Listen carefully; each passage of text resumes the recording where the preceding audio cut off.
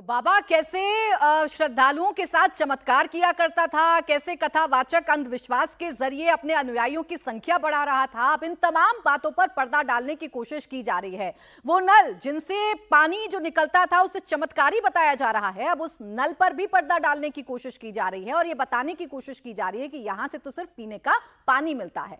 अब हाथरस हादसे का मुख्य आरोपी और बाबा का सेवादार देव प्रकाश मधुकर फरार है। साथ ही साथ बाबा सूरजपाल उर्फ नारायण हरि साकार का कोई सुराग नहीं मिल पा रहा है।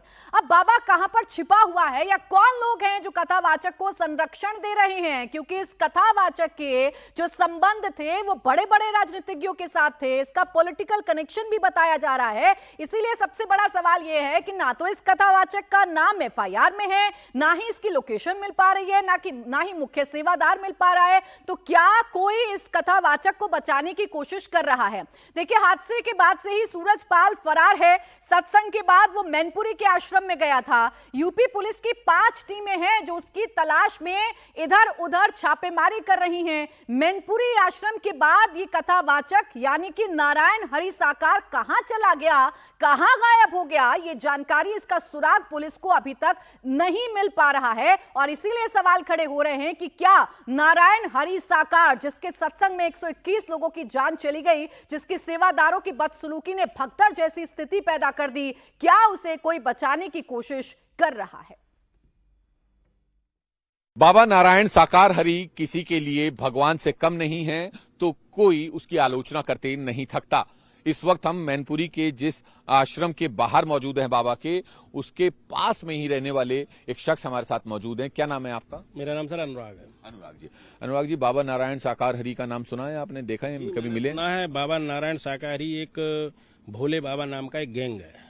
ये जो गरीब लोग हैं, अनपढ़ लोग हैं, जो मतलब ईश्वर में आस्था रखने वाले लोग थे, उनको इन्होंने गुमराह करके एक अपने इसमें ले आए हैं गैंग में, जहां लोगों को तरह तरीके से ठगा जाता है। बाबा जी कह रहे हैं कि मैं पैसा नहीं लेता हूं। बाबा जी के यहाँ एक लॉकेट बिकता है, उसकी कीमत 30 रुपया होती है।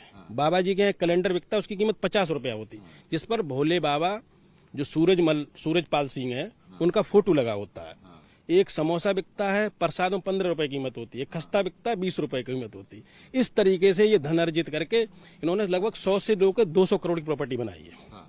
और जो गरीबों द्वारा शोषित किया गया धन है, आज जो गरीब इनकी वजह से इतने बड़े संकट में राज्य उत्तर प्रदेश राज्य आ गया, जिसमें 150 के आसपास कैजुअलिटी है।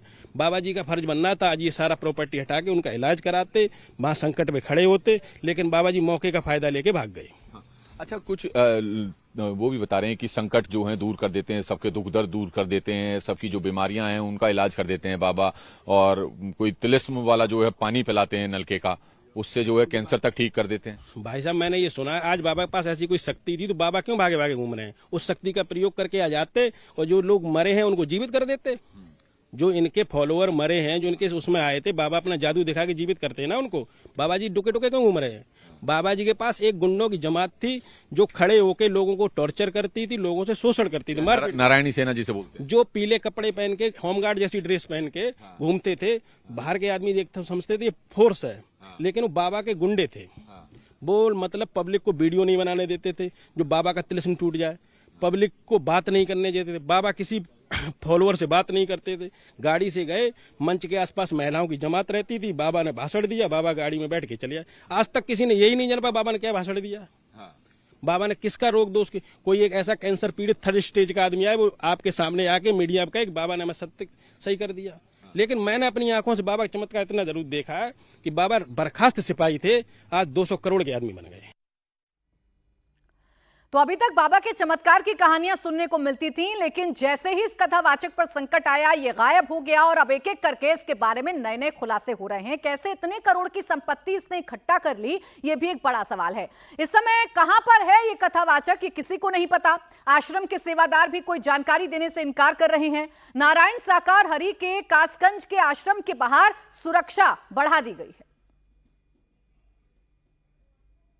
समय नारायण साकार हरि के कासगंज आश्रम पर मौजूद हैं और यही जन्म स्थान है नारायण साकार हरि और भोले बाबा का। यानी कि ये जो जगह है ये पूरे इस प्रकरण के लिहाज से इसलिए भी महत्वपूर्ण हो जाती है क्योंकि नारायण साकार हरि का जन्म इसी स्थान पर हुआ था। और ये जो आश्रम के ठीक बाहर आप बोर्ड देख रहे हैं जिसमें जितने भी इस पूरे ट्रस्ट का नाम है श्री नारायण साकार हरि चैरिटेबल ट्रस्ट, और ट्रस्ट में 49 लोग हैं, 49 लोग हैं। और Chandrashekhar Pratap Singh advocate Madhya Pradesh high court, इनका नाम जो है वो पहले नंबर पर है। और जबकि सावन सिंह गोधीराम जो कि अलीगढ़ के रहने वाले हैं, इसमें 49वां नाम है। यानी कि ट्रस्ट में कितने लोग हैं इस बात का जिक्र किया गया है बाहर लगे हुए चैरिटेबल ट्रस्ट के बोर्ड में। इसके अलावा अगर इस पूरे आश्रम की बात कर लिया जाए तो लगभग 13 बीघों में ये आश्रम फैला हुआ है। और आश्रम में अगर आप आएंगे तो चौकी देखिए यहाँ पर लगी हुई है, चौकी नंबर 1, और चौकी नंबर 1 के पास भी जो सुरक्षा व्यवस्था है, बाकी लोगों की व्यवस्था है,